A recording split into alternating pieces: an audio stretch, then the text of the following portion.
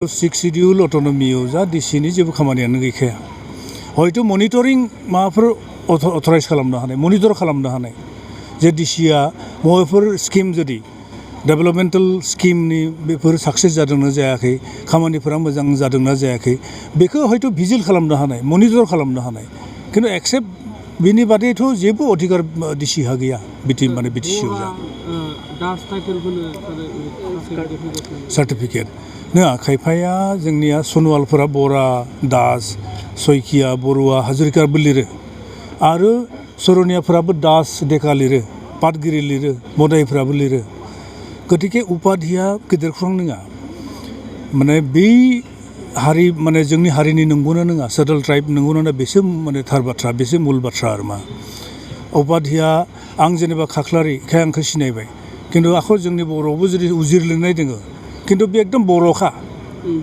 बिनोथ' होथारनांगोनथ' बर'नो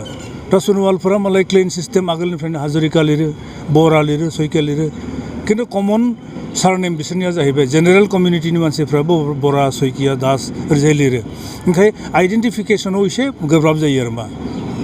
आरो आइडेन्टिफिकेसनखौ बेनि थाखायनो ट्राइबेल संग'नो होनाय जादों जों नायबिजिरनानैसो आइडेन्टिफाइ खालामगोन ट्राइबेलफोरानो धंस' जाजोबखागोन आहम मरान मटक कुजराज बंशी माने टि ट्राइबफोरा सुतियाफोरा जुदि मोनद' हारिया सेटल ट्राइब स्टेटास जुदि मोनोब्ला जोंनि एक्जिस्टिं एबरिजिनेल लेब माने सन्स अफ दि सयल ट्राइबेलफोरा टटेलि एक्सट्रामिनेट जागोन डेस्ट्रय जाजोबगोन एडुकेसनेलि पलिटिकेलि ससियेलि गासैथिंबो इक'नमिकेलि जों फोजोबजास्रांगोन एकदम जोबखागोन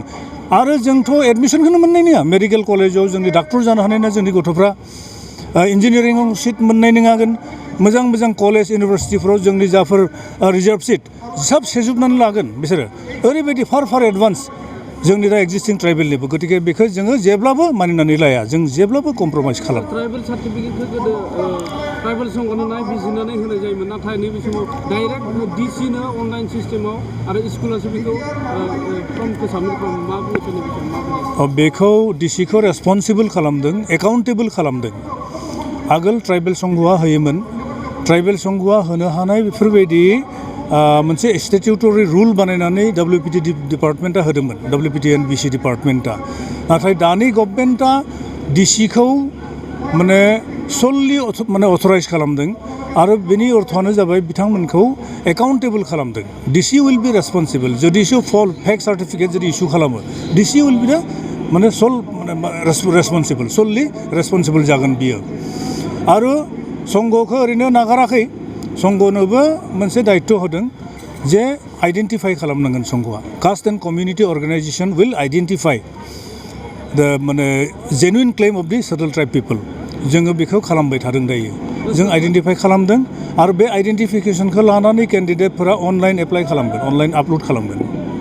ट्राइबेल संघखौ मोनसे अजद लाबोदों जे गुवाहाटीनि जे लुलुपारायाव बर'फ्रा एभिकसन खालामजादोंमोन बेयाव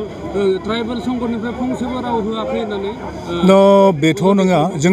आं गावआनो थांदों नालापारायावथ' आं गावआनो थांदों आबसुनि प्रेसिडेन्ट दिपेन बर' आं लोगोसे थांदों जों माने रिलिफ हैदों आरो गभर्नमेन्टआव जों दाबि दिखांदों जे जोंनि मानसिफोरखौ मानो एभिकसन खालामदों होननानै जेरावहाय आसामनि चिफ मिनिस्टारानो बुंखानाय ट्राइबेलफोरखौ एभिकसन खालामा होननानै कारण फरेस्ट राइट एक्टनि गेजेराव बिसोरो ट्राइबेलफ्रा हानि माने मोन्थाइखौ मोनखायो लेन्ड राइट्सखौ मोनखायो बिसोरो माने बे बेलायाव जोंनि ट्राइबेल मानसिफोरखौ माने उइदाउट प्रायर नटिस माने एभिकसन खालामनाय जाखो होननानै जोङो प्रेस मिटबो खालामदों ट्राइबेल माहारिनि हा हुनि सोमोन्दै हा हुनि रैखाथिनि सोमोन्दै सावरायनाय जादों जोंनि ट्राइबेलनि हा हुआ दासिमबो माने रैखाथि मोनाखै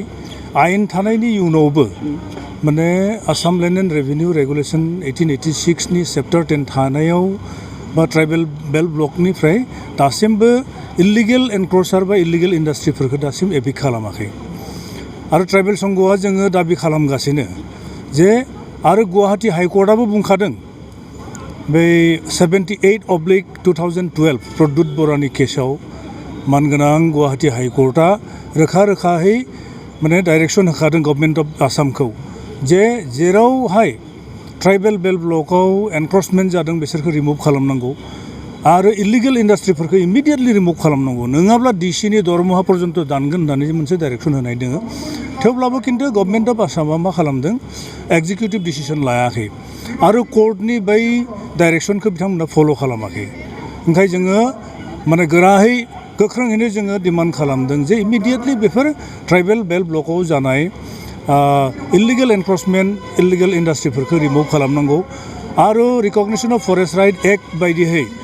जोंनि हाग्रा माबायाव थानाय फरेस्टआव थानाय ट्राइबेलफोरनो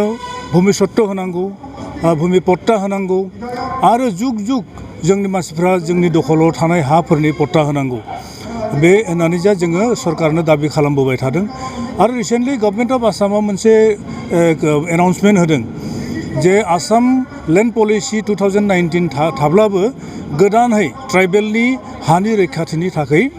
गोदान मोनसे land policy tribal land policy दिहुनगोन होननानै जे बुंदों बिथाङा इन्ट्रडिउस खालामगोन होननानै बुंदों बेथ' माने गोजोन बाथ्रा बियो जोङो साबायखर होदों गभर्नमेन्ट अफ आसामखौ जे जाहाथे गोख्रैनो अक्ट'बरनि बिथोरावनो जाहाथे आसाम ट्राइबेल पलिसि माने लेन्ड पलिसि फर ट्राइबेल गोदानहै जाहाथे बिथाङा खुंफुङो आरो बेखौ जाहाथे इमप्लिमेन्ट खालामो ट्राइबेलनि मेइन प्रब्लेमानो जाबाय हानि आरो हानि बे रैखाथिनि थाखायनो ट्राइबेल संघआ नांबोगासिनो आरो नांलांबाय थागोन